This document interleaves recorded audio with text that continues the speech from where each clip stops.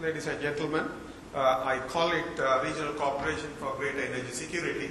Naturally, regional cooperation is one of the ways that you can improve energy security in your individual countries as well as in the region.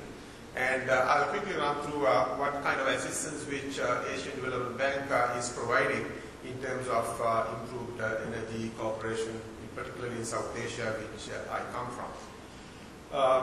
I don't have to go into the energy context in South Asia. Everybody knows what it is, and the diversity and the common problems what we face in terms of energy supply. And all what we know is if when it comes to interconnecting these different energy grids, whether it be the gas grids or electricity grids, we are looking at very short distances, not very long distances.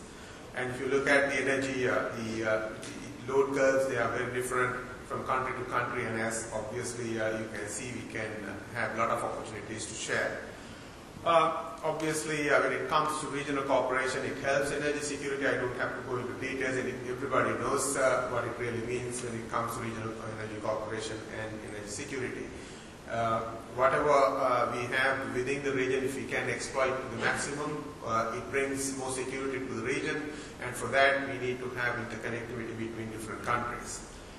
If you look at ADB assistance focus, regional integration is a core principle within the energy, the strategy 2020 of ADB, and the energy policy of ADB, which is in line with the strategy 2020. In that, we emphasize that investing infrastructure, helping regional trade, and in fact, as Silal mentioned, we did a study on regional energy, South Asia regional energy trade, and we have come up with certain recommendations in that, and we assist in all ways to implement those recommendations. And we are expecting a fully interconnected South Asia and naturally an integrated power market, and whatever we can do in terms of capacity development, targeting regional cooperation, we do. And if you look at more narrowly what we are doing, ADB has a special pool of funds called Regional Cooperation and Integration Fund, which is common across all the countries, and any country can tap into that particular fund if you need more investment in a regional cooperation related project. For instance, if you are talking of a cross-border line between Nepal and India, naturally the monies will have to come from one of the country allocations. On top of that, you can draw money from this regional cooperation fund to top it up. And to give you one example, we are at the moment preparing a project within Nepal which has some regional cooperation, relation to regional cooperation, in fact evacuating power from liberating stations towards cross-border lines. We are topping up with about $75 million on top of $70 million of country allocation. That's almost doubling the amount. So we have that. And then we did this Darachu power project in Bhutan. I'm sure Bhutan delegation will make a presentation on this. And then Bangladesh-India interconnection, which we did last year, in fact commissioned last year. And then we are doing a lot of improvement of infrastructure facilities within Nepal to facilitate this first interconnection between Nepal and India, so that that line will have adequate power to transfer from Nepal to India eventually.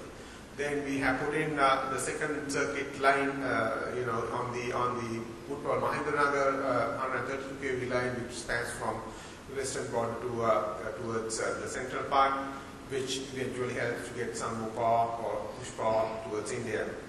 And we are looking at this 210 Hitachi power project in Bhutan. And also, just now we commissioned a study to prepare the second cross-border line, most probably from Barghat to Gorakhpur in India. And then also we approved a loan again last year to prepare a large power plant which has got an export potential and on the PPP basis. So which means any of those countries in the region can basically invest in that power plant if you so wish. And then the other is, India-Sri Lanka interconnection. We are trying to support preparatory work for India-Sri Lanka interconnection, and also eventually there is a commitment on the part of ADB for investment if an investment requirements basically the countries ask for it. And the capacity building, in terms of capacity building, we are about to start study for a transmission plan for cross-border trade within the region. Hilal mentioned about it, and we will do that completed probably by the end of next year. And as I said, this includes a detailed transmission plan within Nepal and northern grid of India, so that we have a detailed plan to evacuate power from Nepal to India eventually. And we set up the South Asia Electricity Transmission Utility Forum. We had the inaugural meeting in Colombo some time ago, and we will have the next meeting hopefully in Bangkok or in Manila very soon, within the next 2-3 months. And we would like to invite, in fact, some of the transmission utilities which are not really part of this at the moment, and obviously SAARC Energy Center at one point or the other. And then obviously we will help sharing experience in cross-border transmission infrastructure and regional power market. So these are some of the things what we have been doing, and pictorially these are some of the projects which we have interest and which we have been funding. And a few final remarks, mainly to say that energy security in South Asia can be improved naturally with regional cooperation. I don't have to reiterate that, and requires recognition of this in the policies and laws, and sometimes those are lacking, and probably minimum interventions in the short term. And what we have realized, existing institutions are adequate to handle this, all these issues which we can easily overcome. And we assist to, as Hilal said, the SAARC framework, and also we have what we call South Asia Sub-Regional Economic Cooperation, which is a subset of SAARC, through which we again assist this regional cooperation. And these are some of the things what we have been doing. With that, let me conclude my presentation and invite the next panelist. Since he would like to leave soon, we would like to invite Mr. Farhod Birolov, Senior Specialist in International Relations from the Ministry of Energy and Industry from the Government of Tajikistan.